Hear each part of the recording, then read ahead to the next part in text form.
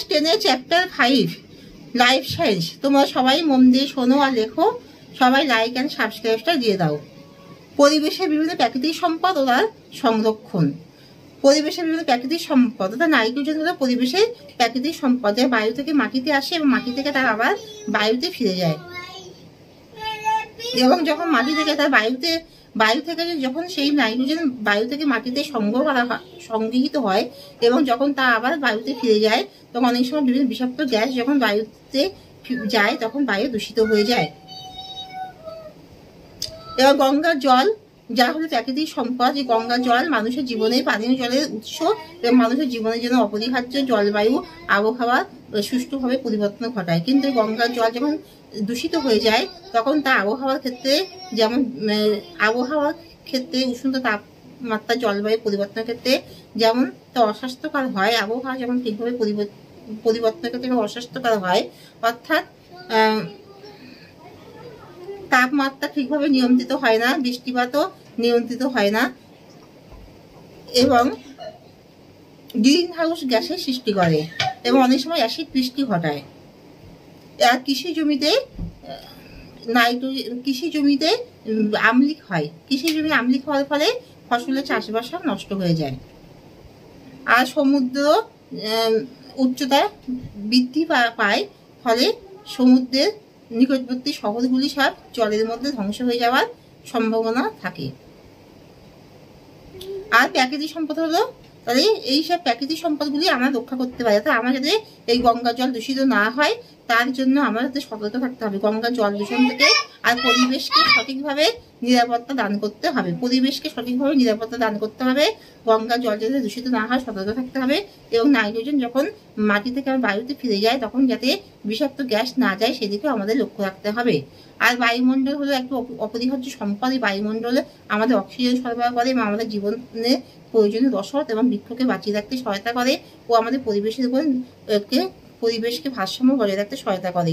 কিন্তু green house গ্যাসের প্রভাবে বিভিন্ন বিষাক্ত গ্যাস বায়ুতে প্রবেশ করায় এবং জ্বালানি জীবাশ্ম যখন জ্বালানি দহনের ফলে বায়ু বিষাক্ত হয়ে পড়ে, ফলে আমাদের জীবনে তার ক্ষতিকর প্রভাব পড়ে এবং বায়ু বিষাক্ত হয়ে যাওয়ার ফলে আমরা ঠিকভাবে অক্সিজেন নিতে পারি না, আমাদের পৃথিবীর ভারসাম্য নষ্ট হয়, বৃক্ষ গাছপালা সব ধ্বংসের মুখে চলে যায়।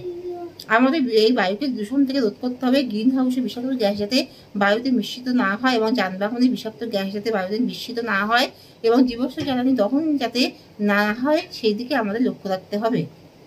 আমরা এই পরিবেশকে সুষ্ঠুভাবে একটা ভালো বিশ্বকে আমরা নিজেদের সতর্কতার ফলে একটা রোগমুক্ত বিশ্ব আমরাই উপহার দিতে পারি। মাটি হলো একটা অপরিহার্য সম্পদ, যা শস্য এবং কৃষিকাজের ক্ষেত্রে মাটি অপরিহার্য সম্পদ।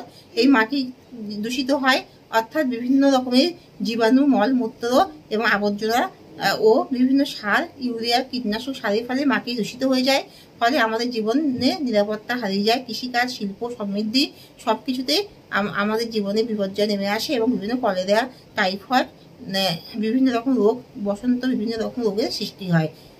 আমাদের এই নিরাপত্তা দান করতে হবে, অর্থাৎ মাটি যাতে দূষিত না হয়, বিভিন্ন আবর্জনা, নোংরা, মলমূত্র যাতে মাটিতে ঠিকভাবে না আসে এবং বিভিন্ন সারের ব্যবহার কমিয়ে দিয়ে এবং আবর্জনা মুক্ত করে আমাদের নিজেদের দূষণ থেকে বিশ্বকে নিরাপত্তা দান করতে হবে। আর গ্রিন হাউস গ্যাস, যখন ঠান্ডা অঞ্চলে গাছকে বিশেষ নিরাপত্তা দিয়ে কাছাকাছি করে রাখা হয় তখন যে বিষাক্ত গ্যাসগুলি বাতাসে মেশে সেগুলিকে গ্রিন হাউস গ্যাস বলে। গ্রিন হাউস গ্যাস যাতে বাতাসে না মেশে সেদিকেও আমাদের লক্ষ্য রাখতে হবে। আর বায়ু যাতে দূষিত না হয় সেদিকে আমাদের লক্ষ্য রাখতে হবে, কারণ বায়ু দূষিত হলে ওজোন স্তর, যা সূর্যের অতি বেগুনি রশ্মিকে শোষণ করে, সেখানে ওজোন হোলের সৃষ্টি হয়, অর্থাৎ সেখানে বড় বড় গর্তের সৃষ্টি হয়।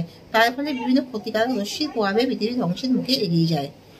আর হলো বনজঙ্গল, যা প্রাকৃতিক সম্পদ। এই বনজঙ্গল আমাদের কাষ্ঠ উৎপন্ন ও বৃক্ষ আমাদের জীবনে অস্তিত্ব বজায় রাখতে সাহায্য করে। কিন্তু বন সম্পদ ছেদনের ফলে আমাদের পৃথিবীর সকল ঐতিহ্য, প্রাণের সকল কিছু রসদ ফুরিয়ে যাচ্ছে ও ভূমিক্ষয় রোধ করতে পারছে না। তো ভূমিক্ষয় প্রচন্ড পরিমাণে বেড়ে যাচ্ছে, খরা দেখা দিচ্ছে। ফলে আমাদের বৃক্ষ সম্পদকে বাঁচিয়ে রাখতে হবে এবং যে বনজ পশু, রয়্যাল বেঙ্গল টাইগার, বনজ পশু, সেইগুলো আমাদের প্রাকৃতিক সম্পদ, তাদেরকে রক্ষা করতে হবে।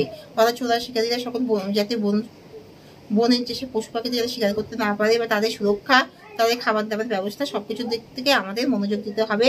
তার ফলে আমরা নতুন একটা ভালো দূষণমুক্ত বিশ্ব উপহার পেতে পারবো।